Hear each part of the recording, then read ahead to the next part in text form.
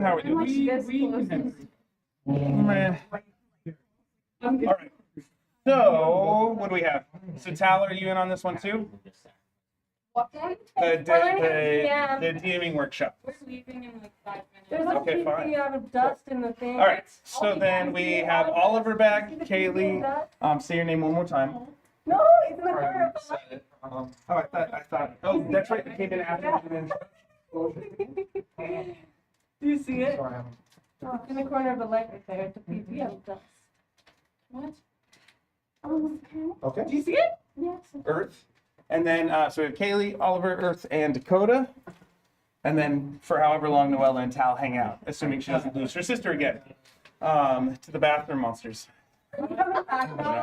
Okay, so this one is about facilitating fun. And so there are some core principles that come with running a game and some core things that make people really nervous. When you're running a game, some of the things that make people really nervous are they assume that they have to impress the players or not completely fail the players. And that's never going to happen. You will never impress them as much as you want, and you will always fail them more than you hoped. Oh. So step one, just don't worry about it. No.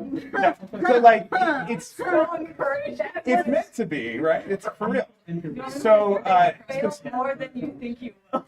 yeah, but you'll also you will impress them a ton, and you will fail them a bunch too. But also, so what we'll talk about today are ways to make sure everybody stays having fun, and ways to pace the game so that you don't feel pressured to prep for 4 hours ahead of time.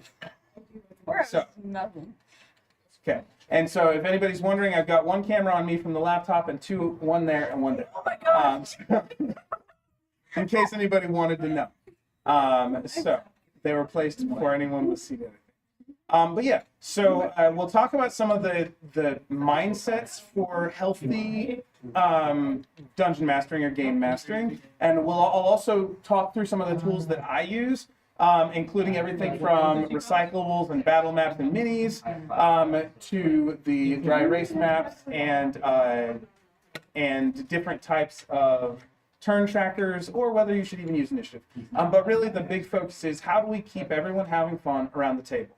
I will talk about encounter generating with a little bit of detail, but we're going to do more of that in the other Dungeon Mastering workshop later in the week that is specifically on how do we build encounters to fit the players. So I'm going to go in deep dive on that later in the week. Today, so there are mindsets. So first, as a DM, know that it's not going to be terrible. It's not going to be as bad as you think. You're not going to ruin the game for everybody. For a variety of reasons. There are a few ways that you can, and that's by being a really big jerk. That's the bit. All the rules, all the things that cause a game to fail, a table to fail, is just by being a jerk of a table mate, right? So we'll have a more advanced DMing as well. That we'll talk about leadership components of DMing, but for some basics. At the table, the DM is just there to facilitate fun, to guide the story when the players seem stuck, or to give them something to respond to. And so it could be completely off the wall, but it's your job to make it natural. Not believable, natural. There's difference there, right? Nothing about D&D has to be believable because it's fantasy science fiction in most instances. And so keep that in mind. You have traditionally D&D has a lot more to do with combat. It is a combat heavy system for games, but there's a ton of elements we can use to role play, and so you want to pay attention to the tone around the table and what people seem to like about it. I realize I have to adjust this filter down because it's super bright now. Give me just a second. So Are you doing this in the room where everyone's playing Magic? it's too late now. This is the officially designated move space. then. Do what? Make them move. I'm not gonna make the move. Well, you don't have to make them. You can ask them I could. I think it's fine. Is it distracting? a little bit. They were set up before us. They didn't I know. remember. But we're doing a more important thing. That's Well, I think we're good. I think they're good. I think we've done things like this before and it's been fine. Keep it down, Max. Yeah. I mean, how are you doing, Max? scrolling through my videos the other day and I saw I remember the one that I did the last 15 minutes of you sharing about 40K on the whiteboard in the other room. I'm like, oh yeah, that was great. I wish I would have started recording sooner. But yeah. We'll be Okay, back peace out. in about an hour. Okay. Well, we Good I riddance. will be You, back the in royal a minute. we. Bye. Nice to meet you, Sonia and Tao. Bye, Graham. Adios. So, I want formula. So I generally like to start this discussion, especially for people who've already played a little bit. What have been the best things that have happened at a tabletop gaming experience for you? Because that's part of like framing what makes a good DM is what was fun in the past for you and other people. So who wants to share? I don't have like a specific moment because my memory sucks. Okay. But it's just like I always remember like my favorite like moments tend to be like through like interacting with other players and the world, and it just ends up being like some funny interaction. But it's like it's always involving like other players as well. So yeah, good. I like beach episodes What do you mean by beach episodes? when you're like deep in like the plot, but then you take like one session to like Oh, you meant that? Okay. go to like a festival or like go to the beach or do something, and everything is based on just what you want to do in that space, not based on like Like a what the DM, where the DM wants you to go, or Where it's just really kind of open role play kind of moment. Okay. I also like when I say something ridiculous and want to do something absolutely ridiculous that the DM did not plan for, but the DM just goes, yeah, okay, roll. Yeah. Yeah, and I think if we're leaning, the idea of facilitating is not the same as railroading, right? When you facilitate, your goal is to keep everybody engaged. Like you're just trying to make sure connections happen. Yeah. So one part of that is making sure the players are interacting with each other and trying to get that to happen, or providing enough open option or choice for the players to walk into. And so every episode could be a beach episode, especially if the DM doesn't make a point to plan out for very specific story arcs. Does that make sense? So a lot of first-time DMs will think, I've got to have all the world building down. I've got to have the whole setting set. And this is also creative writers struggle with this too. We'll see what Malik has to say about this sort of backstory world building too next week. But a lot of starter DMs will think they have to have the context completely understood, very specific NPCs, very specific locations, and that because they're trying to impress, they end up railroading. So, and instead, it'd be better if they didn't have any clue where they were starting and just then overbuilding. So here's why. A DM who has no clue what they're building from the beginning is better at getting the players to make world building choices for them. And then the players take, you're not going to like what I'm about to say. I'm scared. Core drives. Oh my So God, I it can't get away from increases, this. if you want to know a fun thing, we did a series on gamification core drives with the club last year around this time. And you can go back and look at how we, some of us tied that back into designing a game and life. But when you get the players to do some of the world building, it increases their ownership and that draws them into the game more. So a DM who world builds an amazing world is more likely to railroad if they're not careful, especially if they're new, than someone who has prepared nothing but can get other people to make decisions for them, or are pacing the game steadily enough where the dice can decide for them. So there's a little bit of preparation where you can think in approaches rather than specifics, right? So I need an NPC that's kind of sassy. It doesn't matter whether they're a goblin or a Sassy, lizard, yeah. but that I can play it out when, depending on. So if I go, okay, you guys are in this location and this thing is happening and I drop them in the middle of the action, well, they can decide how they want to engage with that action. And one way is to run away and completely ignore it. So then if I build the perfect goblin antagonist, who's going to cast the perfect spell to take over this person. And in my head, I've got these 3 plot points all lined up. If they decide to run away, I wasted 30 minutes building that NPC. And if I can't pivot. So one part of facilitating fun is pivoting. So the pivot principle is important. And so I want to know that what that NPC's job was, so that wherever the players go, I can drop them in the context they go in. So if I give them 3 choices in a market, one's to talk to a lizard folk who seems a little shady, one's to deal with a goblin who's selling magic items, and one is to talk to a tabaxi who has a couple children working with it.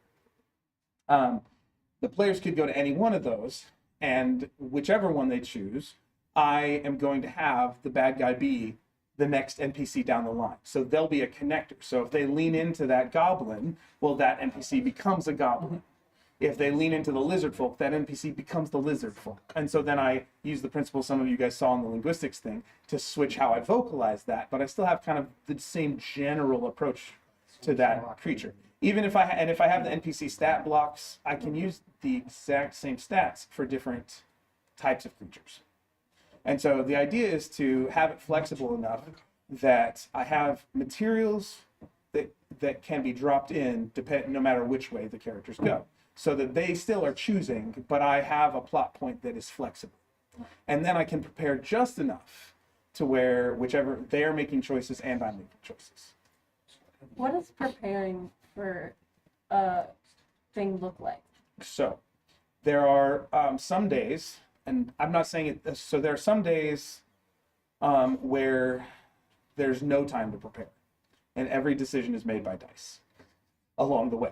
And there are other days where I intentionally know I'm going to do it that way, and some days it's that I meant to prepare. But if you've got a 2-hour session, and you're like, okay, I only have 30 minutes, what do I need? And you might need I usually try and have one interesting NPC per session, if ready to go, like one new person to add to the ensemble cast, and 1 or 2 potential complications. And so even if in my head I'm just saying, okay, I'm watching Person of Interest right now, so how do I use this character to play with the plot?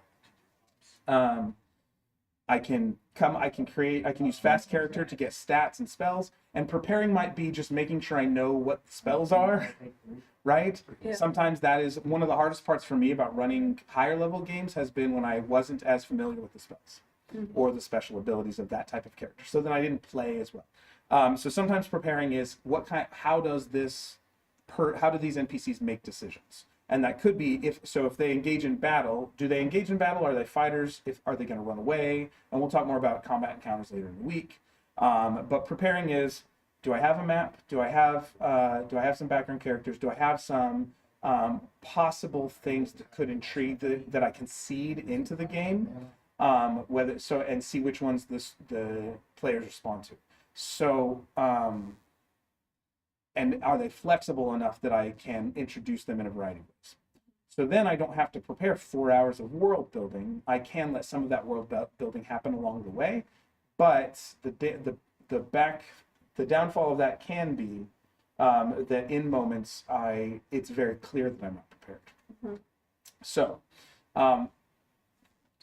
there's a trade-off. On the one hand, I can spend, it's like trying to memorize a speech versus memorizing the bullet points of a speech. So if you memorize a speech, it's going to come out crisper no matter what, but it's a lot harder to pause for laughs. Yeah. So, your speech is going to be very clear, very well polished, very delivered very well. But it's going to be harder for you to remember to pause for laughs because you've got this thing in your head. If you've got the main points, even if something goes sideways, you're flexible enough, you can pivot and roll back into it, and it's a little more fluid. So it's not going to feel as polished, but it also is going to be more flexible.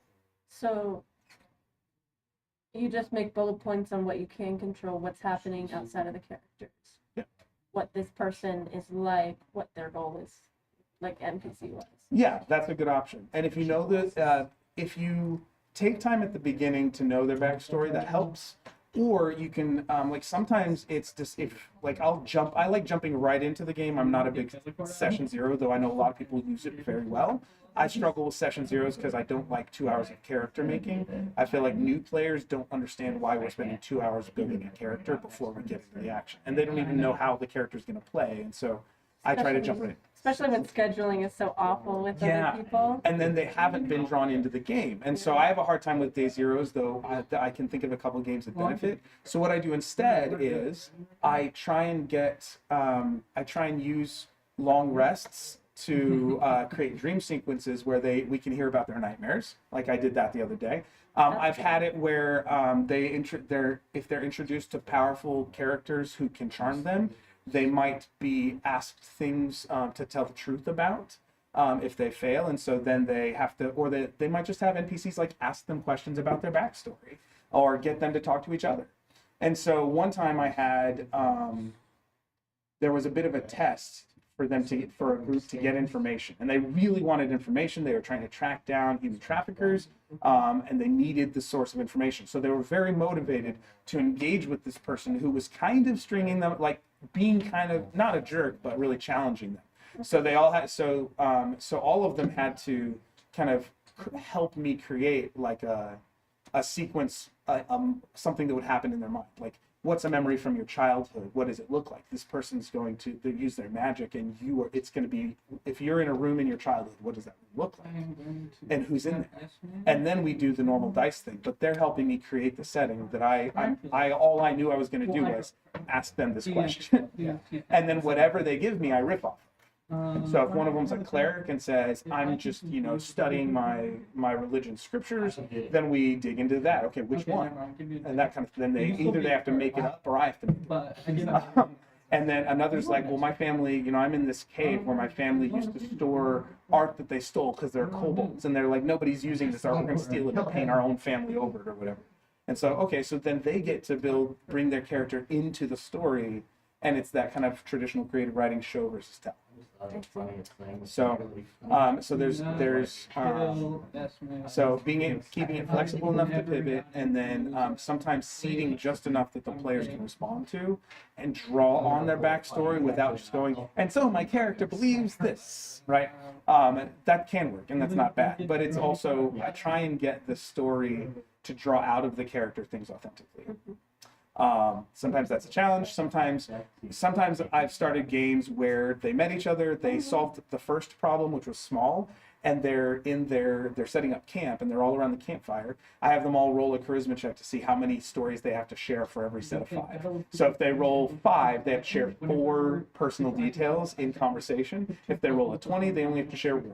And so then they go around and like cycle and take turns until everybody's shared their stories. I see. That's cool. Yeah. Yeah. So, Oliver, what does that make you think about? That's a very broad question. Yeah. So, what's on your mind right now? I don't know. I guess I'm just trying to think. It's just like of just ways to do that. I just naturally not like just brainstorming in a way. Mm-hmm. Like, are there ways to brainstorm? Well, no, I was just like, think about how just he how, can do it in his. yeah, just. When that happens. I don't know. I guess like internalize what you're saying. That's I think. So, how do you get in the habit of like? It takes practice, and yeah. What do you? How do you feel Temporary being a GM? I'm sure you've done this before. Like having your own player character that goes around with your party, not just like a one-time thing.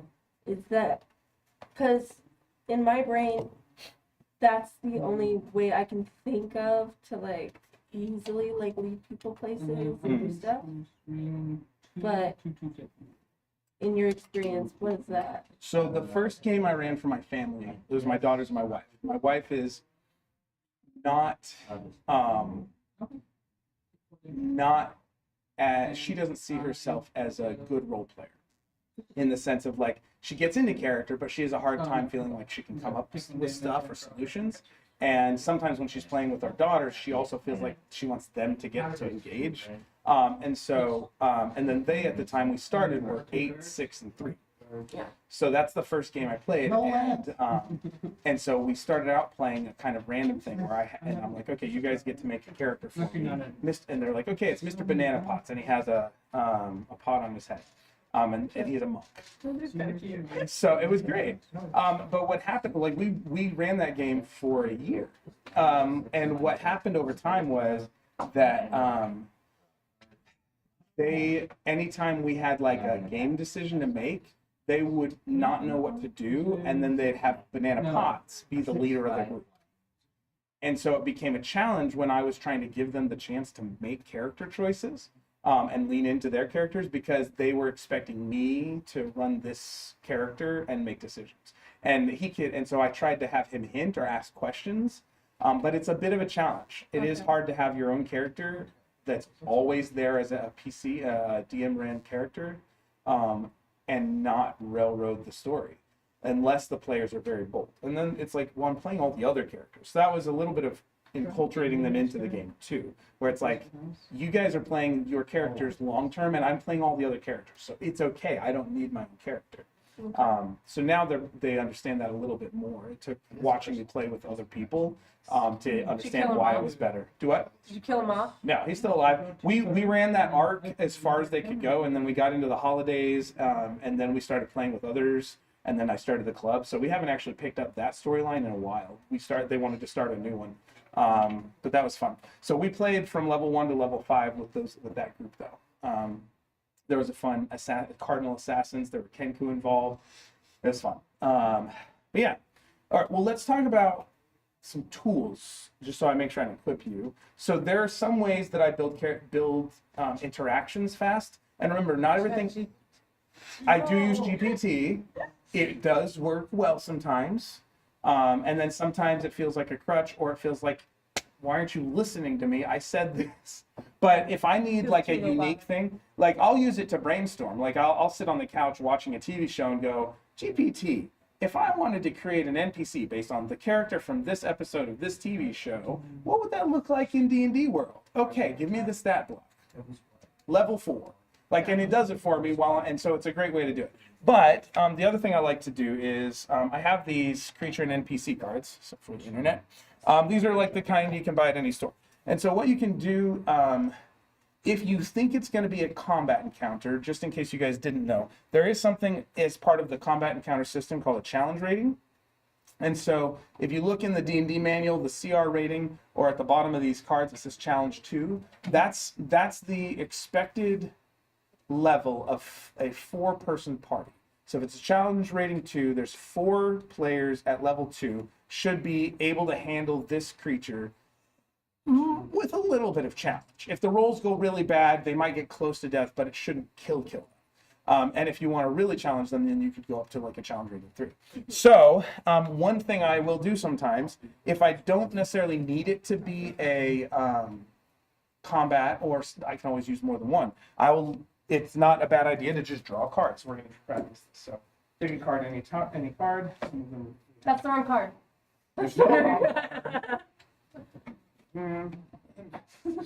Okay, so pick a card, any card. Okay, everybody drew from the middle. All right, take a moment. So you could have a really high CR rating or a really low CR rating, and we'll talk more about like how to modify that or use it in a game where the levels aren't right. So we'll talk about that in the other workshop. But we'll address this AC is armor class. So based on that creature or character or NPC, think about where players might meet them, what type of setting might be surrounding them, and then how would you physically represent them? How would you vocally represent that creature? What does it say? Acolyte. So an acolyte is just a religious person who has no magical ability. It's like the random person who went to Catholic school and liked it. Okay. Yeah, or was raised and went to Sunday school and keeps going to Sunday school. I didn't know if in the D&D world it was like specific. Like, No, it's like any race. any race, any ethnicity, any religion. You get to decide. Okay. What else? Okay, so think about how that person would look. How would you vocalize them? And if it's one of those things where it's very generic, maybe you get to make whatever up, and you get to use the voice that's kind of on your mind. So you can practice. So sometimes I'm practicing the voices on the drive to the session, trying to decide which one I want. So which one I want to use that day for the random NPC, or just to have a couple in my back pocket. That's really funny. Yeah. Imagine if your window breaks open and you have to do that to people. My window breaks open and I have to. You're like at a stoplight and you're doing random voices, And and then a it's just motorcycle pulls up.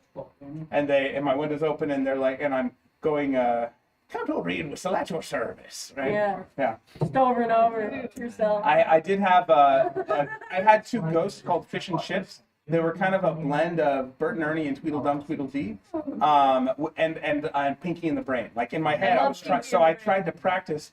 So it was like, I don't know, right? So I don't know, fish. How did we get here? Like that kind of thing. So there was a little bit of Cockney, a little bit. There's a lot of blend going on. And then Chips, I don't know, but we're both dead, right?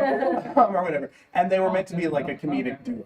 But I practiced the voices for 15 minutes on the drive because it was a 25-minute drive to the session. And then it was a really fun, like these ghosts like kind of were found at the bottom of a ship. They were silly and they ended up helping guide the party into a dark lair of an evil snake. So it was fun. What did you have? Which card did you get? Okay, I don't know how to pronounce it, but it starts with a Q and then sweats. Okay, how would you pronounce it if you had to?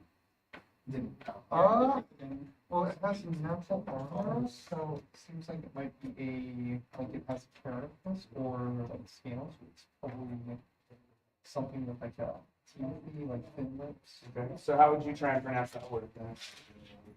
That's it. Okay. There's not, and remember, you get to set the game, so whatever the DM calls it is what the players, like you can always, even if the players know the official D&D pronunciation, you go, well, in this game, these people call it Quasicalobum.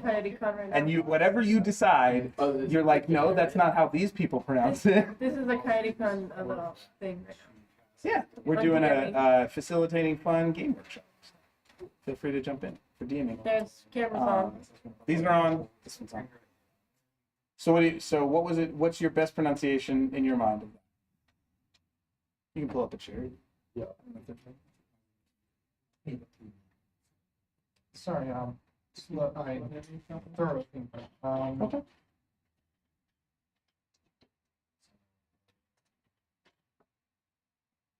Six, three. I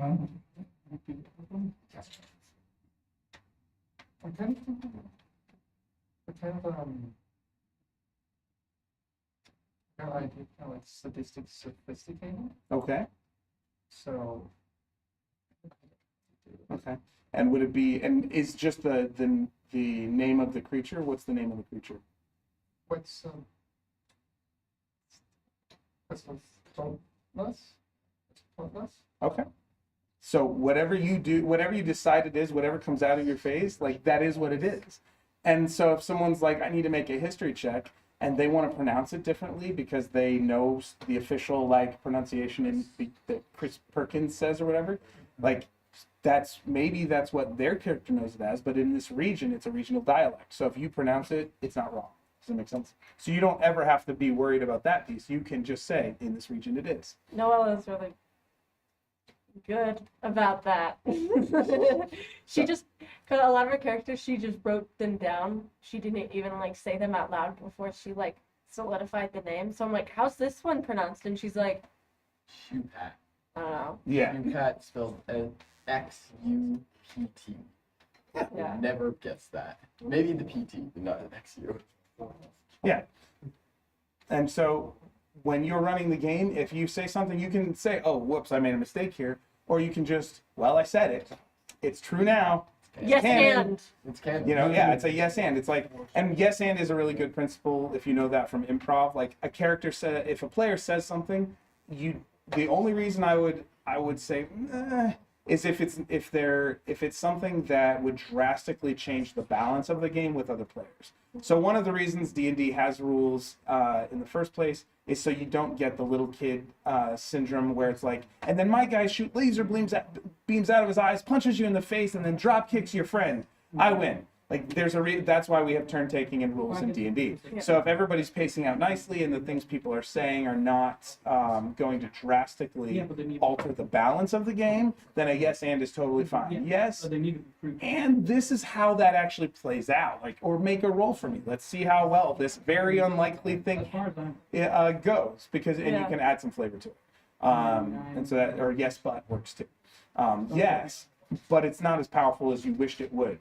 Why would that be for your character? It's like, maybe I'm distracted. Maybe I got, I started focusing too much on how hot this person was when they danced or something. Your guys' character. So, okay, so what, Oliver, what's yours? What's your card say? Mule. What is a mule? Yeah. Okay, so what is your, how might this show up in a game? A donkey, I horse, was thinking fighter. like maybe like there's like one that's like all by itself in like these ruins, and it's kind of just wandering around, but not leaving. Okay. I would put it on a bridge. A mule on a bridge, a mule in Can't pass ruins. it. So you Here, know. pick a card, any card. All right. And it was Ben, right? Yes. Okay, cool. All right, so things you can, so one, you can go like, okay, I drew a mule, and the characters don't engage with it. You see the mule in the ruins, like you all look over the side of a cliff, and about 200 feet down from you, you can see a strangely colored mule wandering about what appear to be broken down buildings. It's hard to tell from here, but you're welcome to look more closely. What else do I see? A lot of grasslands, and you hear the of the mule. They're like, okay, well, what's down this road? Down the road. Fine. My mule gets tucked in the back pocket. That mule could come back as an NPC who was stuck, like Princess and the Frog style, right? So that mule could be a person who got transformed and they could have saved and comes back, like following their trail or stumbling on the road. That's always an option. So there's that. And then, okay, so, but that's how that could work both ways. So the principle of seeding story potential is another part of that, not railroading, but seeding. You can seed that sort of thing. You could seed romance in it. Like if they engage with the mule, maybe is the mule evil or is the mule seeking a princess or whatever, right? Or are they someone who is transformed because The they did mule in a something dragon bad? Beauty and the Beast style, literally a beast of burden. So you can take you can draw on these other stories. Dakota, what'd you have? Go. I didn't have anything very similar. Yes. Yeah, rules are made. See, when I think all of goat, I knowledge think of like donkey. That's the issue. Like, Okay. confused.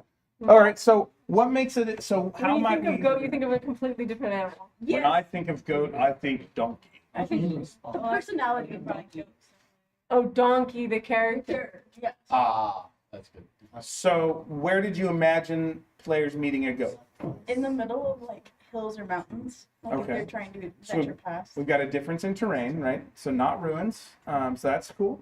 So why? And then you can think, why is this goat here? Yeah, I mean, well, if I'm thinking about it in the campaign I run, usually it's like they run into them finding like directions for something. Okay. They run into it and get directions. Yeah. Okay, so that's an option. So the goat can be like the quest giver. A goat could also be the breakfast. Jurassic Park literally has a goat. This is how we Like, play. where's the goat?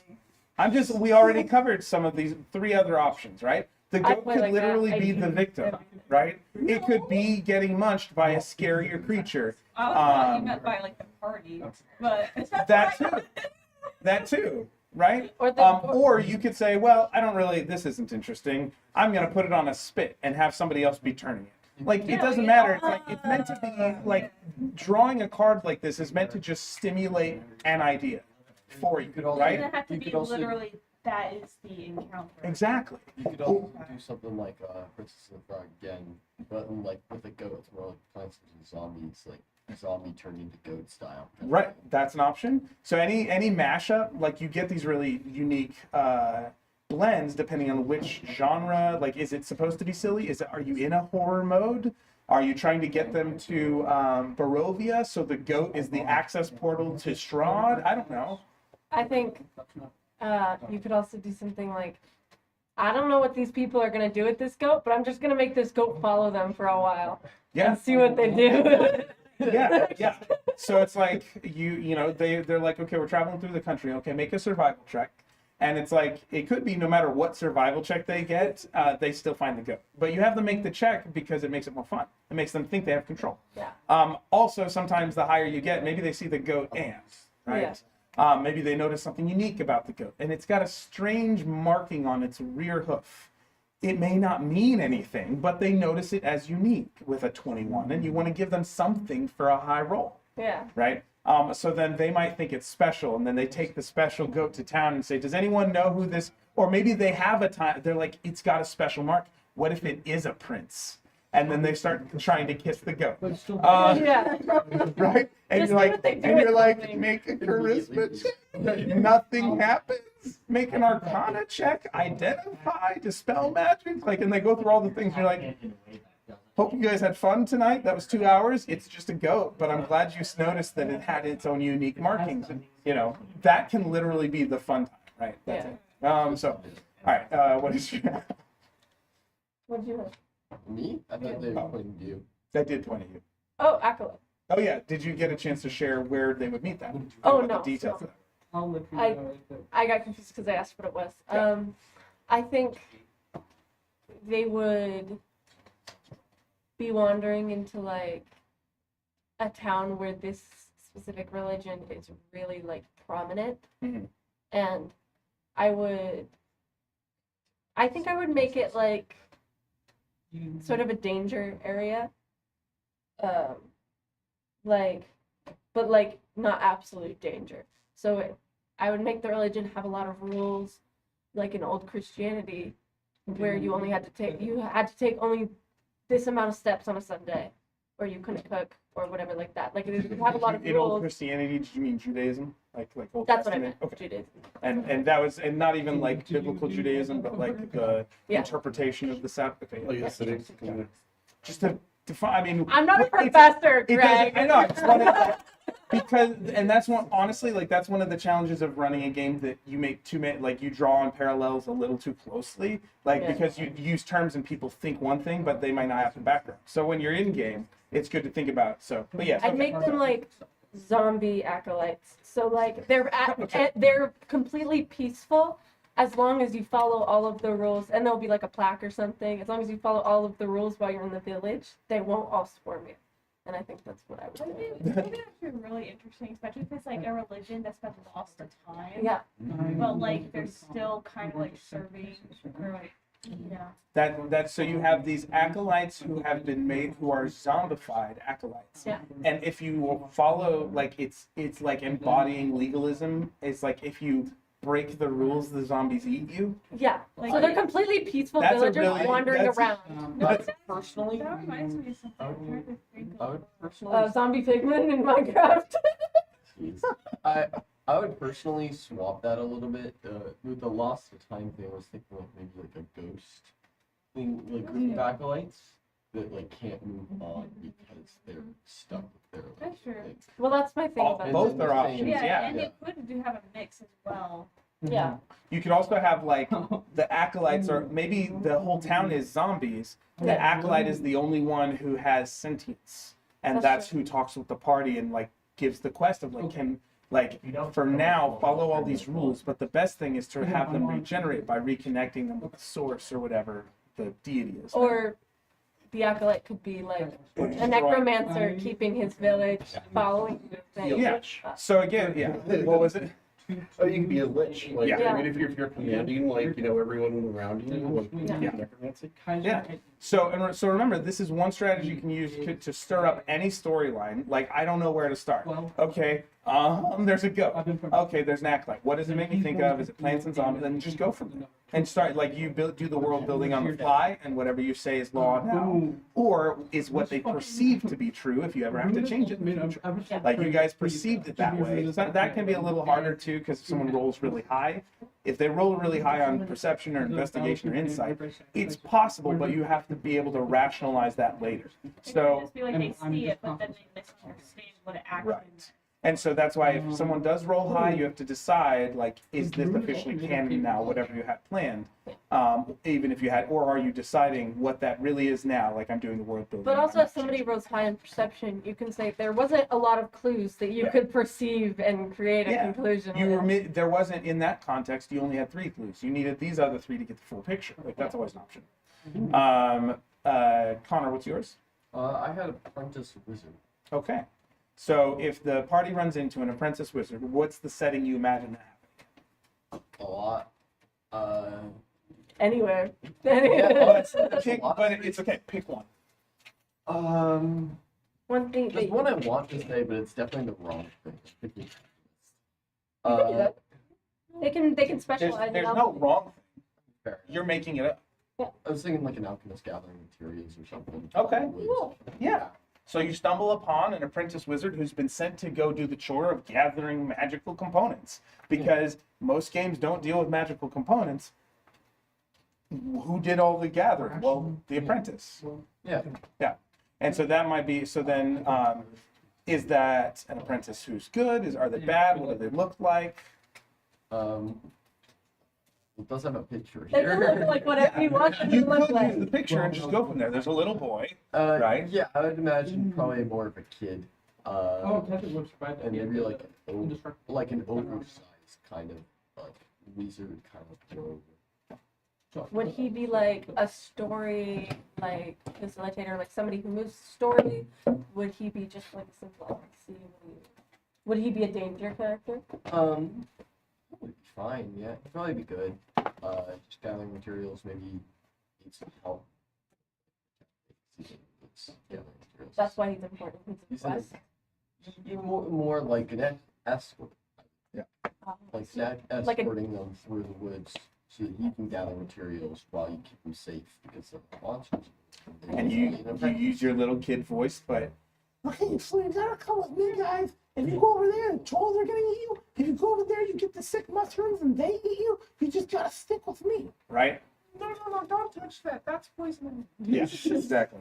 So and so that it could be a way to, if there's a druid, they could learn something he's learning, or he could be like the nonstop talking kid kind of thing, so that he somehow he drops lore that you really want them to have that he learned. Yeah. So I heard from my master Shyamalan that if you put this thing with that thing, it becomes a magic spell that creates a zombie. And then like your necromancer goes, ooh, a zombie. Or whatever. Undead. Or you'd be like, oh, they turn into a frog. Just talking a lot, like just saying a lot of nonsense stuff, and then accident, Yeah. like within all the nonsense, puts in like 3 words One that I mean think it'd like be something really extremely interesting important. before If you more had like a nonsense. character like that, where like some of the nonsense is actually like foreshadowing like future Yeah. plot points, but But like it's it just just- comes off as complete nonsense. It's so mixed together they might not notice. Yeah. Yeah, it's kind of So, Yeah. so we've got a lot of different options just from drawing a card, right? And so like I said, I'll talk about how to play with challenge ratings and building encounters that could lead to combat another day. But remember that it never has to be a combat encounter, even though I'm most tempting it, and D&D I'm is gonna get designed away for from my that. hands. A lot of rules are designed for that. Though admittedly, I had to get called out by Max and the others, like, Greg, it's been 2-3 months since we did combat. Can we please do combat? It's time for combat, Greg. And then Max missed it. I felt bad. It's okay. I rolled an 11 for your circumstances. So whatever happened, wherever your character wasn't He good. was just watching. Yeah. Oh. He was just hanging out. And they got hit by a meteor. It's not good. Okay, so cards are one tool. Did you have a setting for your creature or character that you wanted to share? I'm going to. Yeah, so I found out that it was actually dinosaur. Nice. So you have a dinosaur character, Flying. or Oh, Quetzalcoatl. Yeah, I I looked it up. I saw the image, now I don't know what to do with it. Okay. Where would they I guess- find that type of character or creature? thinking about it more, I guess it could be like someone's mount, Okay. like, So if it's something they come across, it's tied to a tree alone. yeah. So then where's the rider? Right? Anything you can add to get them asking a question, like why is this creature all alone? Or if they decide we're hungry, we're gonna hunt this. It's tied to a tree. It's somebody's mount. Well, did you ask questions? Did you look around to see if there were footprints that led off? And they all eat the dinosaur, and then the guy who owns the dinosaur shows up, and that's bad. I like these cards because I said this a little bit before in previous meetings, but the way I like to like make things is make one decision and build off of that. Yeah. And these really help you to make that one decision that really gets the creative juices going somewhere. Yeah, and that's the hardest part, especially sometimes just making the decision. Because with my ADHD brain, executive function This and would be good, making but also this choices. would be so good, but also Yeah, this would be it's like I externalize the decision making, so I don't get decision fatigue, and then let the story expand from there. And so sometimes I'll roll, and then based on the roll, that makes the decision, and then I narrate it. Sometimes I'll have others roll. They make the decision, and I narrate it. So Sorry. Oh, I was Sorry, gonna go say, ahead. can you hear? I get the problem where like once I put on like the spotlight, my brain just literally blanks. That's And where I these get- come in. Yeah. Like, But like even so, like even if I draw it, it's like so I like depending on the situation, like I might not know what to do with it Yeah. unless like I'm given like time, or if I am just like really relaxed and comfortable, Mhm. like which I don't know. But so like I don't know what is. And besides just experience, is there ways to get around that? You have to recognize that that happens to everybody, even the best. That freeze, like you're having a stress response Right. to unfamiliar things. So yeah, the more you do, the more you get better at it, which means you could actively practice what happens if I get this card. Right. Okay. Swashbuckler. Okay, so we're on the sea, or is it a swashbuckler in the trees? Well, if we're in the forest, what is a swashbuckler? And I go, okay, so then, okay, giant scorpion. Okay, so they're in the middle of an urban place, so where's the giant scorpion? It jumps out of a window. Like, you know, suddenly a giant scorpion. It doesn't need to make sense. Suddenly, like, Piano from the Sky has been a plot point forever. So why not a giant scorpion falling off a two-story building? And then they go, where's this giant? And they think you've been so clever to incorporate this as a meaningful plot point and not a random one. Because they don't know, but you could sit in a room and go, okay, killer whale. Okay, they're in an urban environment. A massive whale is barbecuing on a spit, arcanely lifted, levitated off the ground, or parts of it, right? Brontosaurus, statue made of stone, Animated? right? Question? A rat. Whatever.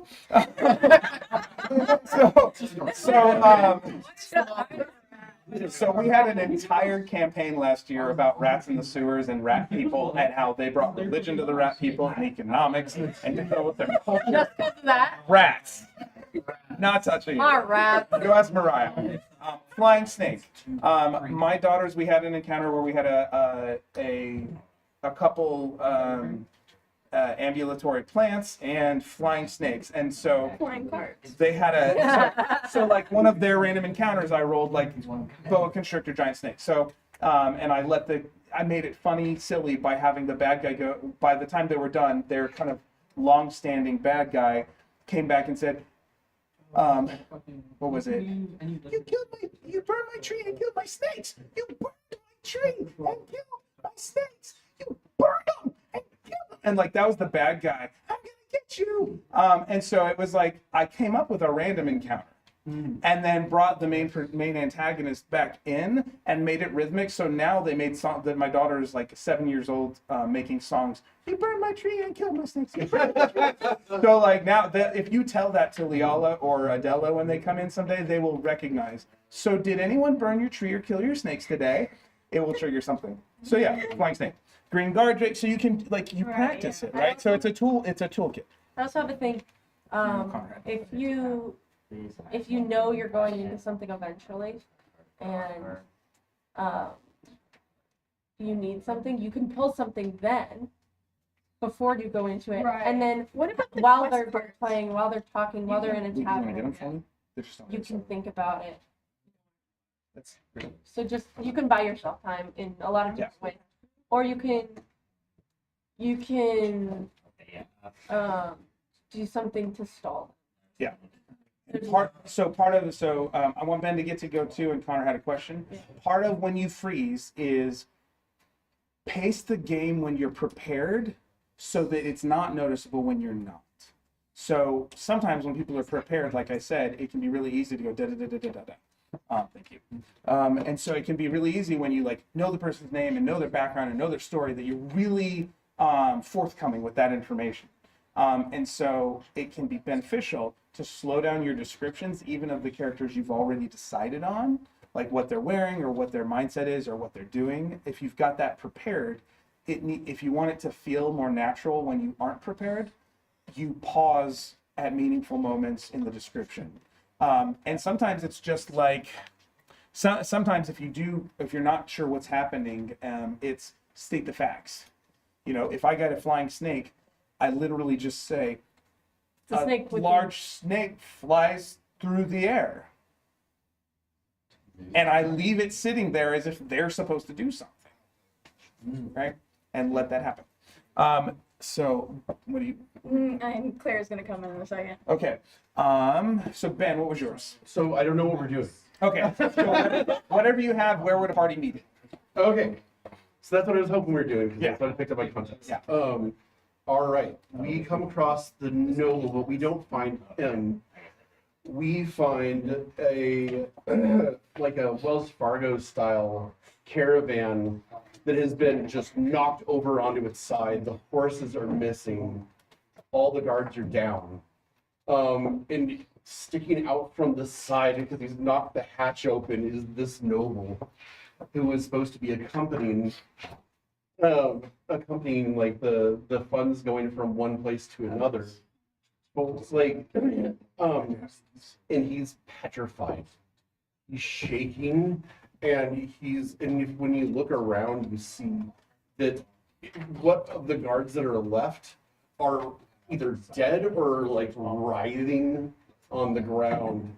And my intention on this is that now the party has, and the noble's like looking at this side of his arm, like just terrified.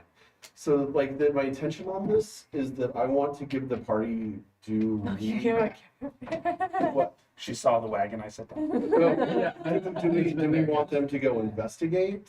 Are we going to try and help him? When they try and help it, like when they ask what's wrong, he's going to reveal that they just got ambushed by giant spiders.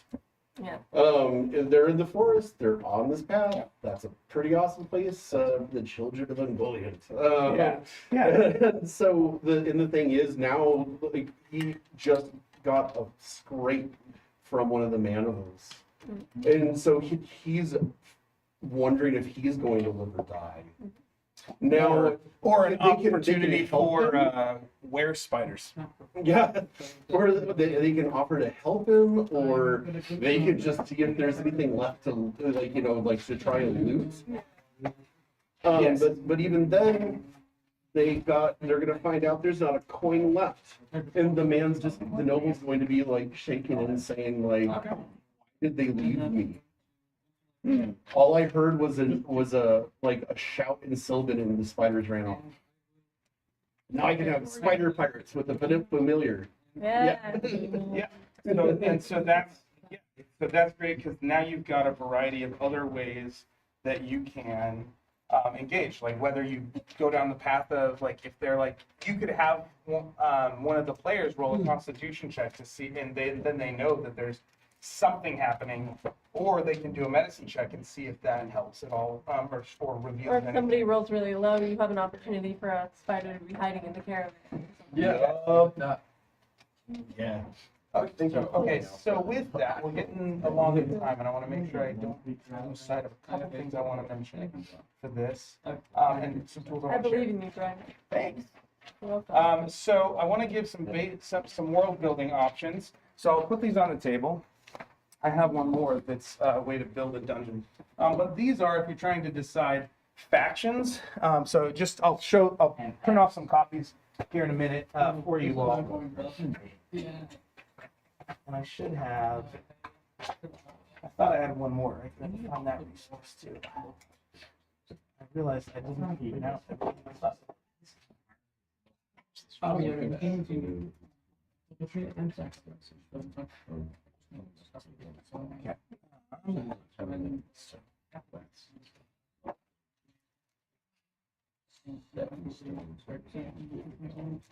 I need something. The first time I like about the online, that's it. The first time we started, not really we started with it. We just Yep. had that one class. Well, So I need to look at C. I need for the fast I need version. to understand more. So we will talk about. Like these.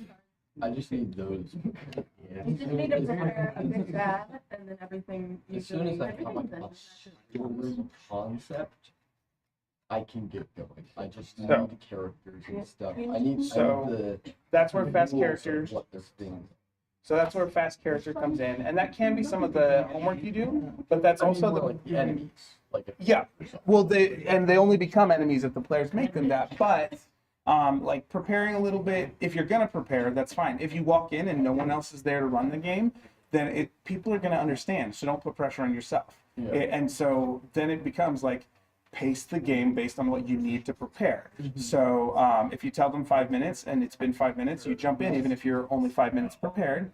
And then you give what you can. And so if that means, one of the reasons that I have people read the spells out is partially because sometimes I need the review, partially because sometimes players around the table haven't encountered that spell before, and sometimes because it slows down the pace of the game so that I can look it up or I can think about how my character, the bad guy's going to respond to that.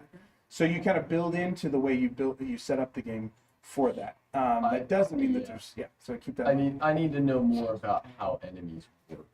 What consistency is that? So So you can decide in the moment if you don't, and that's where it's like you have to say, what's the context? Am I throwing this together? Am I being put on the spot? And then it's like I just make it up. I decide this is the case, just and then decide roll. set Yeah. of stats or whatever. Yeah. So it's a level 3. I'm gonna say they're a Yeah. plus. I'm gonna say they're a +4 on this and hold to it.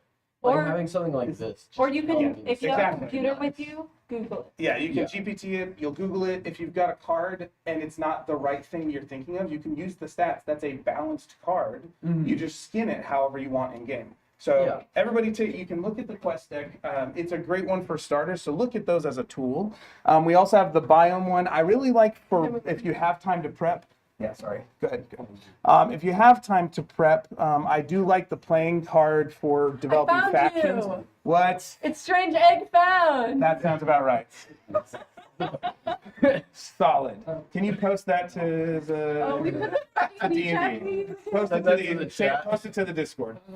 I really like the world building with like large scale like political stuff there with the cards. I think that's a really fun one that I don't get to take advantage of as often, but I actually should probably use here soon to determine where their swamp is. Because it started out as a one shot. There was an airship and a swamp, and that's as far as I got. I knew I wanted an airship, and it crashed in a swamp. And so now I have to figure out if they consider leaving the swamp, what's around. We're kind of forced to leave the So- swamp at this point. There are a couple other tools, and I will Start talk. a new life. Be Shrek. So we'll talk more about this on the Thursday one for encounter building. But I'll give you the fast version here. So you've got world building things. You can always use maps. I'm totally here.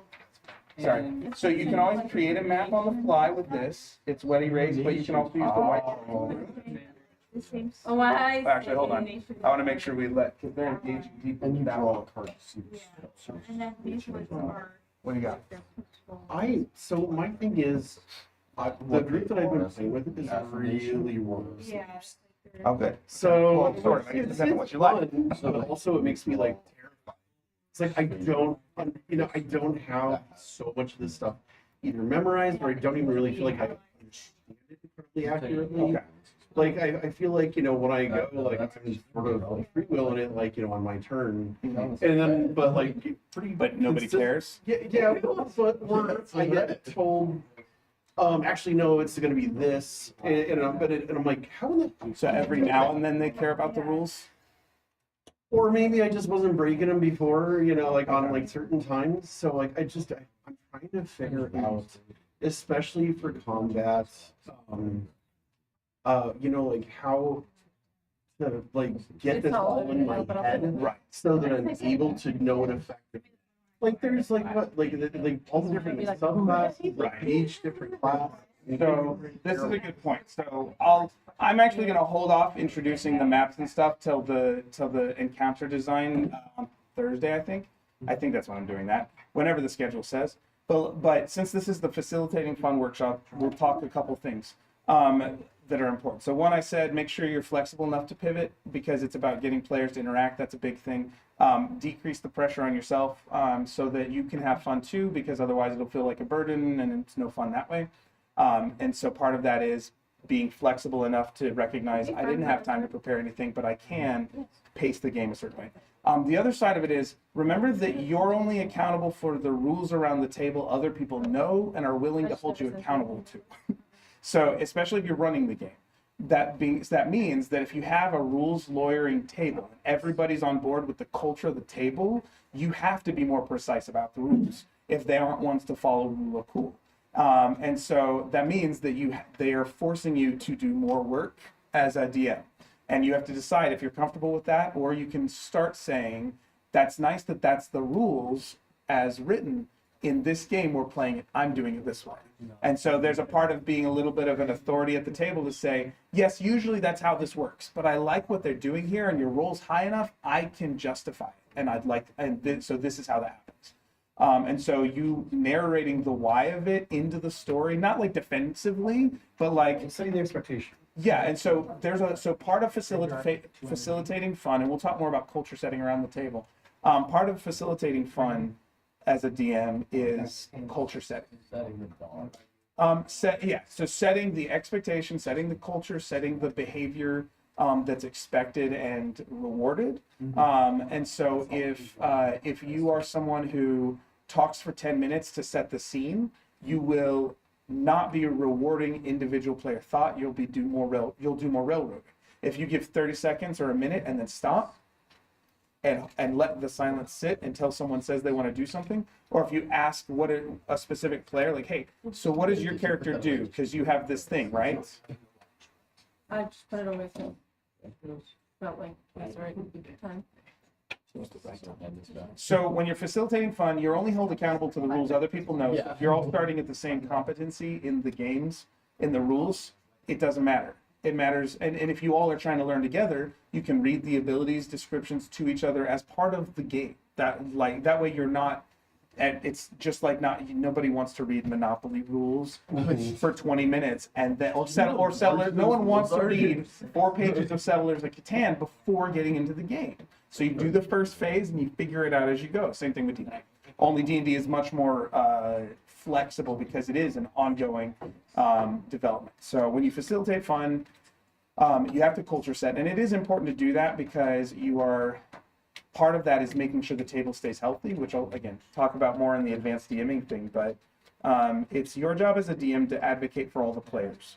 It's the player's job to advocate for their characters and the other players. And so if there's someone at the table who's talking a lot and taking over, it's important that the other players do a culture setting too by saying, if someone's kind of jumping in and making the table about their character's arc, it's okay to go, and my character does this, and kind of not in a mean way, but kind of push someone else has something to do here. And the DM can say, hold on.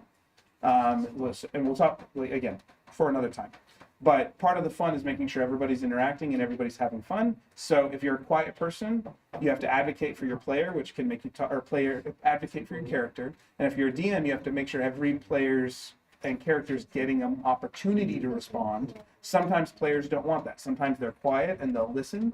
And they'll just kind of say one thing at the end of the game or one thing every 30 minutes. And they're okay with that because they're a little more shy, and that's fine. But part of it is culture setting. Yeah. Yeah. Given the opportunity to do what they can. If they don't want to take it, that's okay. Yeah.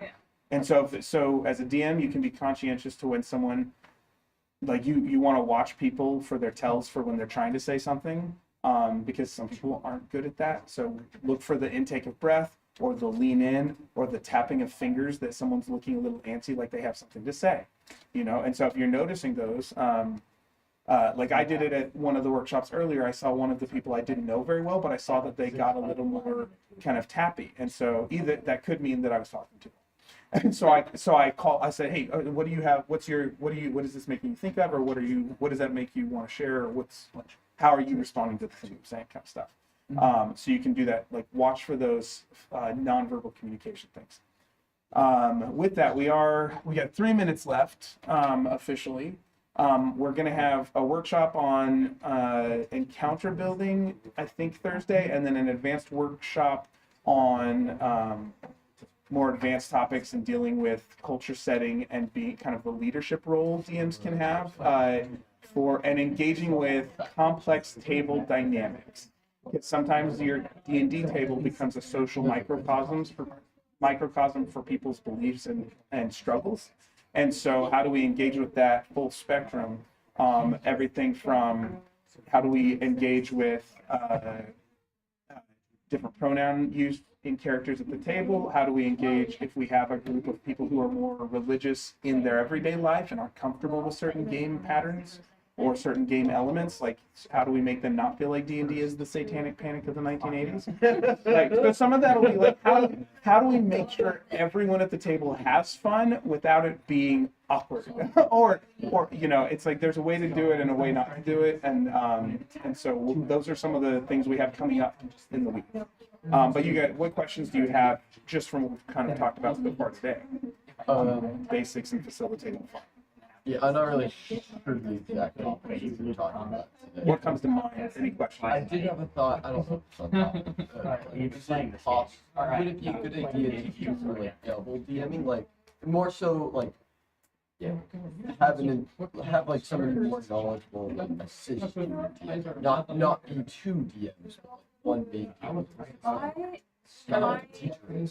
My only DM to that happen where I want to DM, but it's very overwhelming. So I have a friend who has been DMing for like years, take care of all the combat stuff, where I just focus on basically everything. Like the new stats and stuff. Yeah. Exactly what I would. And if there was like multiple NPCs, or if there's like an area that I just wasn't really feeling it, like she would take over. But then I would then like, and that might be like a case where I would prepare for a future thing where she dealt with the players at that moment. That sounds nice. Yeah. And as much as I don't want to have to rely on somebody that might do it. Well, and it's a good thing for DMs to be in a mentoring mindset. Yeah. So it's sometimes it's for one shots. You can co-DM where you share world building, but you engage with individual encounters based on schedule.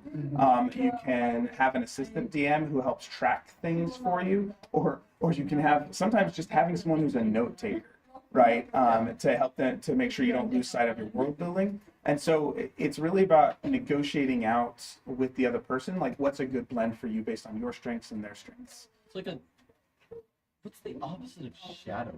Because it's not like the novice shadow. Right. So there's all different models. So it could be shadowing mentor mentee. It could be co-DMing where you're alternating weeks. It could be taking on different parts of the game, or it could be taking on different parts of the world, like when we're in this town. Yeah. My thought process is that shadowing is more so the person who's more the novice is the assistant person, rather than the other way around. So you're kind of So I don't know what the X. I've seen it both ways. I've seen someone who's been playing for 5 or 10 years, and who is really very much kind of the rules person, and they know all the stats. Like Garen is great because I don't necessarily always know all the stats, but he has a lot of them memorized. And even though he's a player in my game, I might call on him if I'm like, how does this I trust his judgment when he rules, when he helps me rule on something.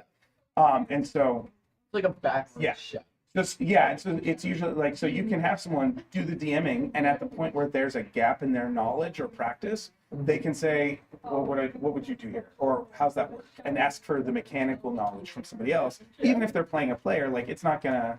Everyone's watching this around the table, so they step out of their role as character and do a little bit of assist, and then go back into their character. And DMs who are used to playing multiple NPCs are better at that, anyways. So they've practiced like stepping in and out of the different characters. Yeah.